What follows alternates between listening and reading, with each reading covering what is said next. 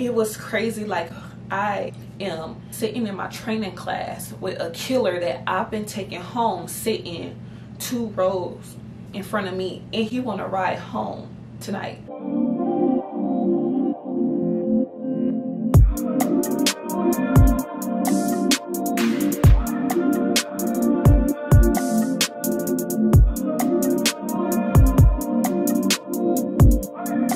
What's up, everybody? Welcome back to my channel. It is Nebraska Barbie, and today we back with another story time. I am Ashley. If you're new here, make sure you go ahead and subscribe, because if you don't, you're gonna regret it. You're gonna be missing out on all these bomb try on hauls, story times, everything I got going on. So not mind the makeup on my shirt. It's been a long day.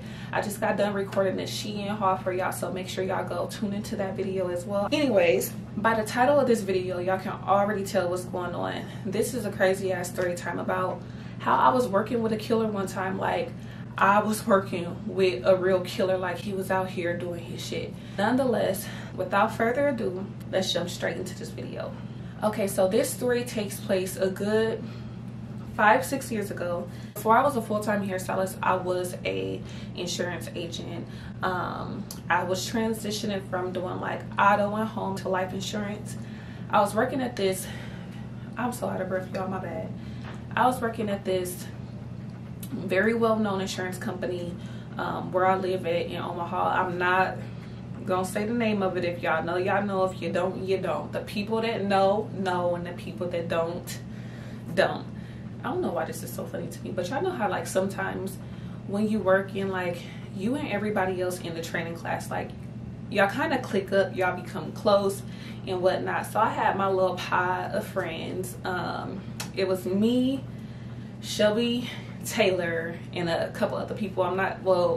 Shelby and Taylor, those are their real names, and they don't need aliases because they're not enemies. Nonetheless, everybody else, they don't need nicknames or nothing because they just don't. I had my little work crew, my little pod of people that, you know, I kind of sat with on a daily. We chopped it up on a daily. We all kicked it outside of work, all of that. When I was working for this insurance company, there was this man in our training class, and let me tell y'all again, so our job at this place was to do life insurance. We were insurance agents, basically, customer service for insurance agents, basically.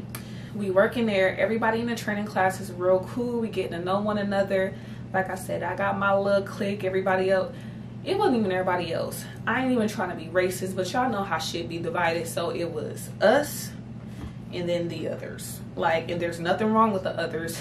That's just what I'm saying. It was my pod and the others. So there was this man that was in our training class, and his name, for this story, we're going to name him Perry. Have y'all ever just got like a older relative vibe from somebody? That's kind of what me and my little pod, that's kind of what we got from him. So we actually started calling him Uncle. He had a real nurturing vibe to him, like he was just like my uncle or something. He was real cool. He was real like chill and laid back. He didn't really talk much. He didn't really interact with people much. I think most of our interactions came from when the trainers would like set us up with like little modules and stuff and put us in groups to do like group work and stuff. That's how we all got to know him. During the time of us getting to know Uncle Perry kept talking about this fucking big ass, extensive ass football career that he had, and how he was just popping. Like, he just made it seem like he was that nigga. And y'all, it's one thing to hear it once, it's one thing to hear it twice, and it's one thing to hear it 3 times. Uncle Perry, just every day, like anytime the trainer called on this man, whatever he said always reverted back to, yeah, because y'all know, you know, I had that arm, you know, my football career this, my football career that, just, I was popping. And let me remind y'all, I believe Uncle Perry, so he said, I believe Uncle Perry at the time probably was he was between 38 and 45. That's just what I'm gonna say. That's what he told us at that point. And training's going by, we done all got so cool. Sometimes, you know, Uncle Perry would come sit with us at lunch. There was even a couple of times, y'all, where I would take Uncle Perry home because, like, I think he had noticed or seen that I was taking a few other people home. So he was kind of like, you know, like, well, where do you live at? Do you think I could get a ride? Me being me, I've always just been, like, so nice. If I'm going that way, why not? Like, I'm not picking nobody up though. Like, I'm not getting up extra early to do that.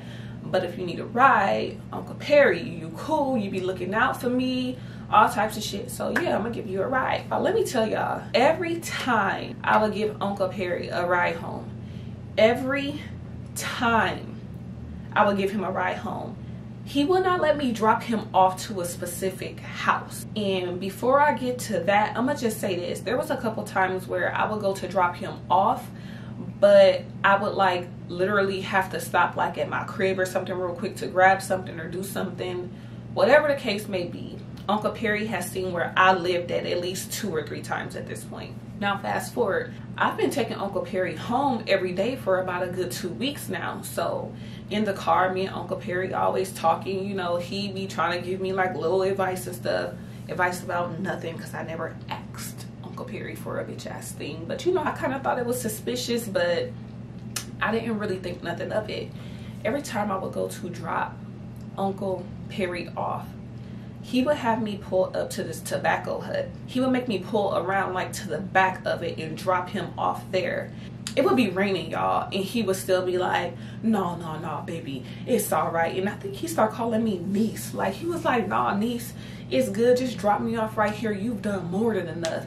You've done more than enough. You ain't even got to do that. I'll walk the rest of the way. You a blessing. You a blessing. And I'm just like, yeah, uncle, whatever, get out. Maybe he got like a wife or a girlfriend or something, and maybe he don't want to be seen like a little young tenderoni, you know, somebody like me. Maybe he don't want his girl seeing a girl drop him off, you know. But honestly, that's what I thought it was. He got a bitch or something, and for whatever the fuck weird reason, nobody can be dropping him off. I believe me and my friends, my work friends or whatever, which we're more than work friends now, but I believe we either was in a group chat or we all had got together one day outside of work.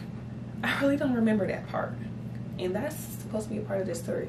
But one day we all was talking, and we was talking because, again, in training class, the fucking instructor keep making us give examples of stuff, and Uncle Larry keep talking. He keeps talking about this football career, and I'm fed up at this point, because you ain't pushing nothing, because you here working with me. Shut up about this football career, because y'all know how people just say shit so fucking much. Like, don't fucking say it again. Like, don't say it again. I'm gonna be pissed off if you say it again. I look at Shelby and Taylor, and they looking at me, and we like, I don't know. So it got to a point, y'all, to where if you who you said you was, if you who you think you are, I'm about to look you up.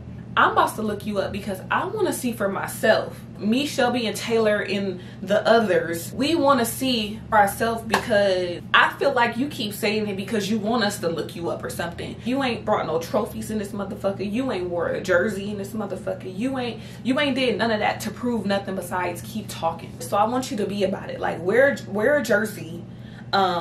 Show me your point roster. Can I bet on you? Can I come up with some money? We about to look you up. We get on Google.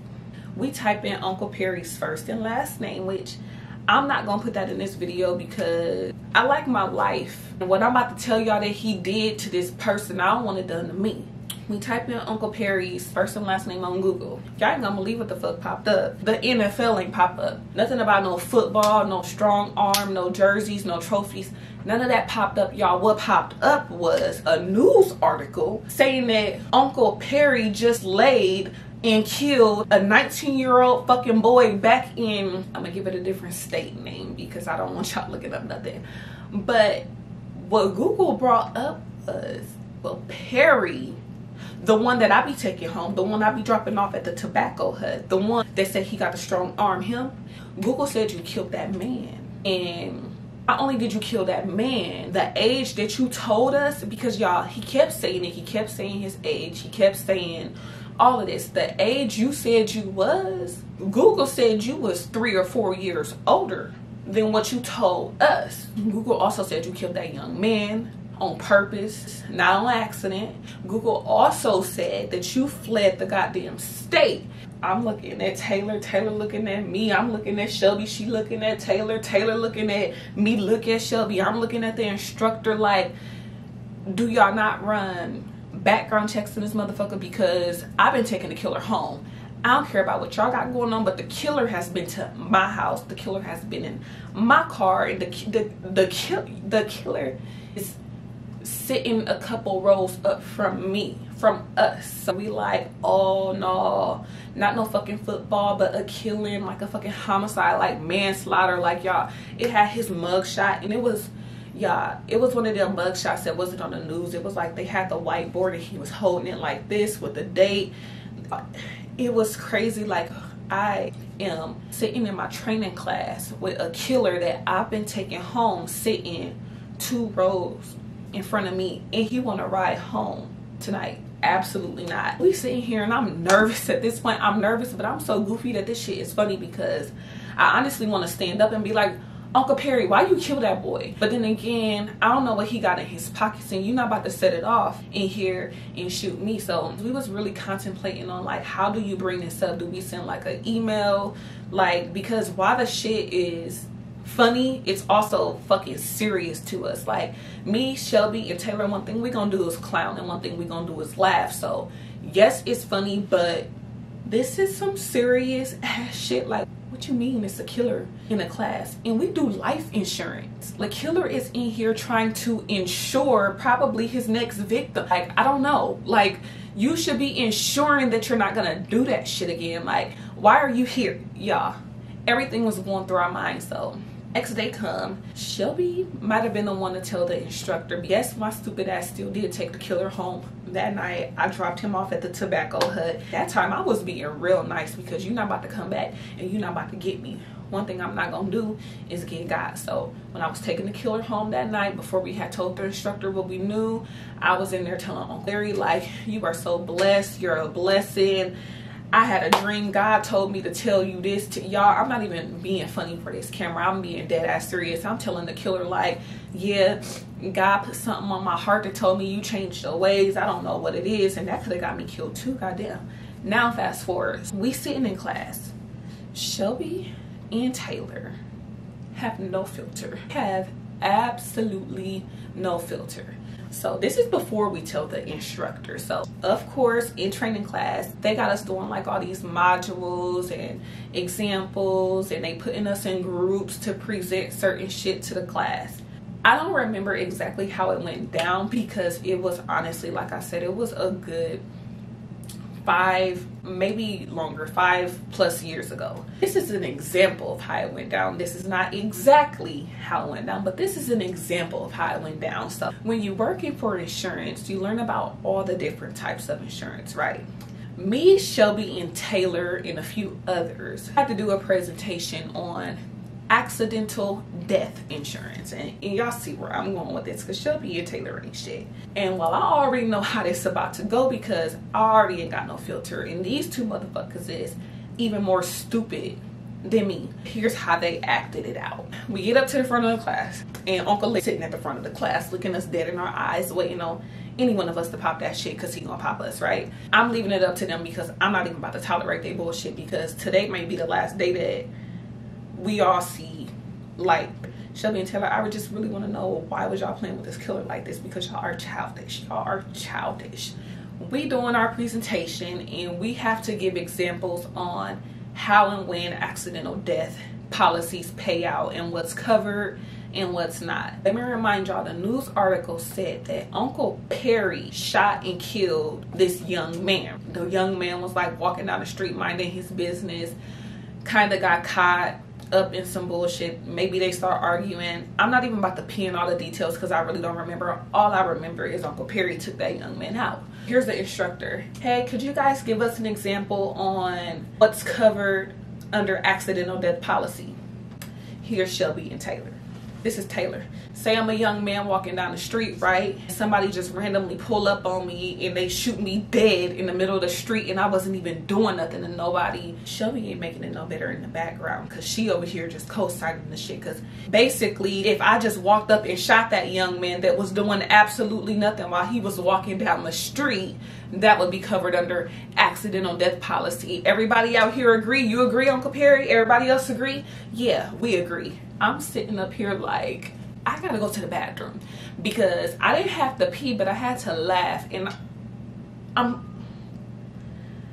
I said, I gotta get the fuck up out of here because these two motherfuckers is gonna get all three of us motherfuckers killed. We pass our little presentation and whatnot. I go to the bathroom because I need to know, why is y'all playing with this man like he really wasn't out here killing people and he done fled the state? This man done caught a boat to Nebraska and y'all, hey, obviously know how to get away with shit. He obviously know how to cover up his tracks. Y'all, I go to the bathroom. We might have had a group chat going at the time because while I'm in the bathroom, y'all, I'm in the bathroom, like I done called my mom. I'm in the bathroom crying, not actual crying, but like I'm cracking up, I'm crying. Like somebody gotta hear this shit because these two motherfuckers is crazy. Hang up the phone, y'all. Sitting on the toilet. Why the fucking alarm in my job that has about a good maybe 1,000 employees? Why the alarm to evacuate the building go off? I'm in the bathroom like, Uncle Perry done off the whole training class. I'm not going back up in there. I'm texting them like, y'all, did y'all get got? Cause why is the evacuation alarm going off? What is going on? Ain't nobody texting me back, so I'm really in here like, Uncle Perry, like he really like just offed everybody except for me because I told him last night he was blessed. That at this point I'm not even thinking this shit funny. Like I'm shaking, like I'm terrified. Like the alarm wasn't no fire alarm, that bitch was on the intercom like evacuate and evacuate now type stuff. And I'm sitting here like, oh my god, like probably was egging this man on while I'm in his bathroom, and Uncle probably upped he probably upped it on me. I don't know what's going on. So they finally text me back like, no, the trainer said that it's like a practice alarm or something where they just making sure they work or something like that. So I go back in the classroom and I'm just like, oh my god. So all that day, me, Taylor, Shelby, we making jokes about it. Uncle Larry, you can tell that like he's worried now because like he got like real like uptight. Like he was like looking back and like looking over, like he was not being friendly no more. He was not doing nothing. So that day before our shift ended, we actually did go up to the instructor. We did tell the instructor what we found. I should have said this at the beginning. We were there at that job through a temp agency. So she basically was like, you know, okay, I'll let HR know this is serious. Hopefully they get it figured out. That day before the shift ended, I made sure, because I told the instructor, he looks for me to take him home. Like he looks for me to take him home every night. Can I make up an excuse to leave 30 minutes early or something, and I can make it up in the morning because I'm not comfortable with this now that I've found this, that, and that. Even though I took the killer home last night and taking him home today. So she basically was like, yeah, you could go ahead and leave before everybody. That's what I did because I probably cheated that day because no Uncle Larry. So the next morning comes and we all show up to training, but after lunch, when we came back from lunch, Uncle was nowhere to be found. Everybody came back in there. It was me, Shelby, Taylor, and a couple of other people. The trainer really gonna look at us and gonna say, basically was on some shit like, yeah, Uncle is gone, but it's not because of what y'all told us. Well, then what the fuck is it for? Y'all found out Uncle was a killer. His age wasn't adding up. His name wasn't even his fucking name. He got down here on the boat. I was taking the killer home. Almost set it off. That's why the alarm went off. Quit trying to cover for this man. Nonetheless, when we came back, Uncle Perry was nowhere to be found after lunch. And the instructor wanted to pretend that, oh, Uncle Perry's not here because he's just not. It's not because of what y'all told us or anything. Girl, Uncle Perry done killed that young man that didn't have accidental death coverage because he didn't. I seen the news article. They was having GoFundMes and stuff. Like, Uncle Perry set it off. Like, just thank us for bringing this to your knowledge. Like, you ain't even gotta do all of that. Like, I'm not even gonna lie, it was a relief kind of, because it was kind of like, damn, I was really working with a killer. Like, it's not the fact that we thought we was working with a killer. We were working with a killer. And the fact that that job that I had, especially because you had to have a license to work there, y'all, they had to do a background check. And the fact that he was even able to get up in there and swindle them people. Shows just how dangerous he was outside of slaying that young man that he had no business slaying, which is fucked up. That was that. He never came back to work, of course. Honestly, I still was a little bit scared because he knew exactly, like, he knew exactly where I lived at. Not only that, we were being petty as hell when we had to do our presentation, so he knew we was on to him. Uncle Perry knew we was on to him, and I was just scared that he was going to come find me because he knew where I lived at and do something to me. But I believe Uncle Perry was extradited back to where the fuck he came from, because nobody had ever seen or heard from him again. I hope y'all enjoyed this little brief story time. I got a few videos dropping for y'all next week, and my birthday is on Tuesday, 3/22 Aries, even though I hate this tattoo.